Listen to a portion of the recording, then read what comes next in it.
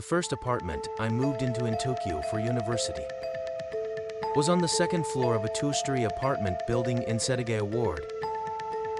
There were just no vacancies, so I took the first place I found. I lived there for 2 years, and I think it gave me some very minor spiritual sensitivity. To cut to the chase, there was a female spirit. After living there for a while, I started getting choked in my sleep more and more, especially at night. At first I thought maybe a woman I dumped seeking revenge, or some woman's grudge. I slept on a blue sofa bed, and would wake up with a bad pain in my neck at night. I'd yell out, "Stop it, idiot," to snap myself awake.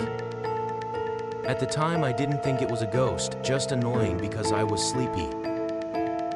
I didn't really mind if there was a spirit there or not. But an incident happened that made me decide to move out. I'll never forget it. One night in August 2001, my girlfriend of 2 months was there at the time. She had come to my place to cook for me, it seems. I hadn't given her a key, but she had passed by my apartment before, waiting for me to return. She said the light was on inside, and a woman was standing at the window behind the curtain. Speaking to her later, apparently she thought I was cheating. She seemed angry, but calmly watched from the street outside. Since it was the first floor, you could see inside clearly from the road. Suddenly, the woman turned and looked towards the window. She couldn't see clearly through the curtain, but could see the silhouette.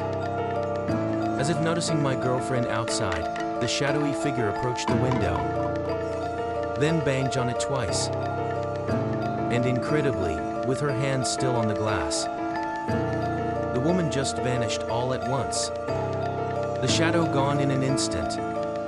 The light inside too, extinguished in a flash. It gave my girlfriend a shock.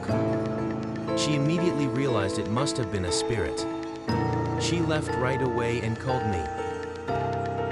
After finishing work, I met her at a restaurant near her place.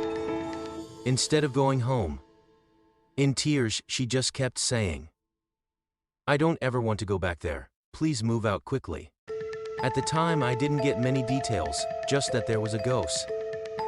Since I hadn't seen anything and figured maybe there was one, I was like, "Hey, don't just spring this on me." But I had plans the next day, so I calmed her down to some extent before heading home. The light was off when I got back, and that's when something terrifying happened to me.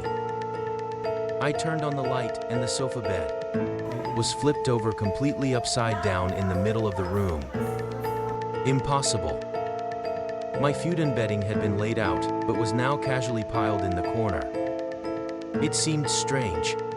I wondered if maybe a burglar, but I was creeped out. I quickly righted the bed to get ready to sleep. Just as I went to turn off the light, crammed cat-like into the 30-inch gap between the bookshelf and ceiling was the woman, staring at me. That was it for me.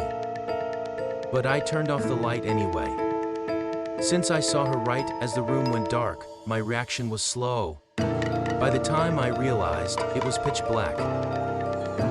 I just went to sleep. Then 5 days later, I moved out. Later, after moving, whenever I met up with people, they'd say, "That apartment really was creepy, huh?" Everyone seemed to know. I was the only one oblivious the whole time.